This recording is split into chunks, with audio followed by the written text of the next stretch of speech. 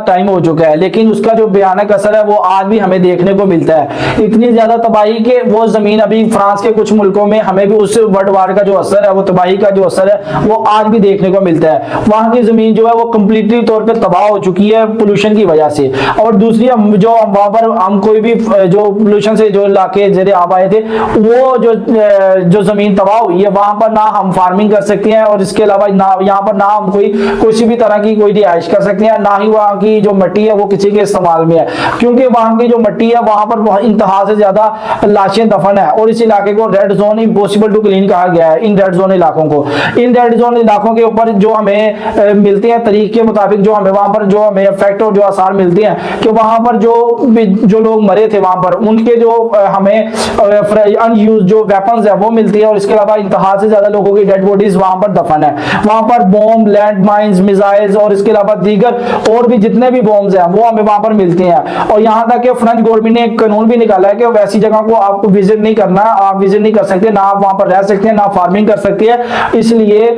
कि इस world war के जो पहली बार वहां पर हुई थी, वहां पर जो इंडस्ट्रियल रेवोल्यूशन की वजह से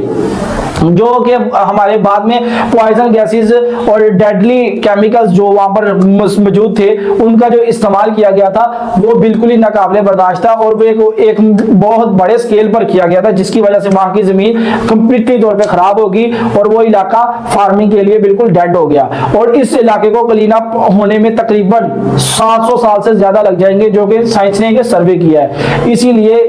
किसी भी तरह की कोई भी वार, कोई भी जंग किसी भी मुल्क के लिए, और किसी भी चाहे दुश्मन मुल्क या चाहे दोस्त ममालिक के लिए,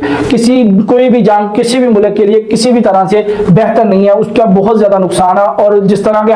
हमें हिस्ट्री के अंदर मिलता है कि वर्ल्ड वार, जितनी भी वर्ल्ड वार हुई है, चाहे वो अरब लैंड में हुई है, एशिया में हुई है, या यूरोप में हुई है, या अमेरिका साइड में हुई है, जितनी भी हुई है, चाहे रशिया में हुई है, उनकी वजह से होने वाला जो नुकसान है वो नाकाबिले तलाफी है। और उनका नुकसान आज तक भी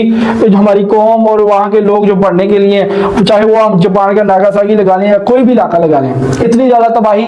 और उस जो तबाही से आने वाला जो उनके ऊपर जो असर था और जिसकी वजह जो नुकसान था उसकी भरपाई आज तक कोई मुमकिन नहीं हो सकी। इसलिए जंग किसी भी मसले का हल नहीं है। और जो लोग कामजरफी और काम इल्मी की वजह से ये बात करती हैं कि वॉर सोल्यूशन होता है एवरीथिंग का, कि कोई भी छोटे से छोटे सिनेरियो का, ज्यादातर हमें इन इश्यूज को कंजर्वेशन के जरिए सोल्व करना चाहिए, बिकॉज के जंग किसी भी मसले का हल नहीं।